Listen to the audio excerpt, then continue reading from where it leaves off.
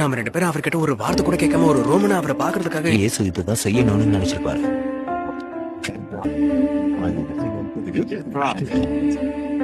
கயஸ் இந்த பக்கம். நீதிபதி காயஸ், ஆண்டவரே, என் வீட்டுல என் வேலைக்கார ரொம்ப கொடிய நோயில அவதிப்பட்டு இருக்கா. இவ்வளவு காலமாக நோய்வாய்ப்பட்டு இருந்த அவன் மரணத்தை நெருங்கிக்கிட்டு இருக்கா. நீங்க தான் காப்பாத்தணும். என்ன அவங்கிட்ட கூட்டிட்டு போங்க. நீங்க என் வீட்டுக்கு வரத்துக்கு நான் தகுதியானவனான்னு எனக்கு தெரியாது ஆண்டவரே. ரோமானியரோட வீட்டுக்கு நீங்க வர மாட்டீங்கன்னு எனக்கு தெரியும். நீங்க ஒரு வார்த்தை மட்டும் சொல்லுங்க, என்னோட வேலைக்காரன் குணமடைவான். எனக்கு கேட்க வெக்கமா இருக்கு. நான் தகுதி இல்லாத ஆளுதான் இருந்தாலும் கேட்கிறேன். உங்களால அதை செய்ய முடியும் எனக்கு தெரியும்.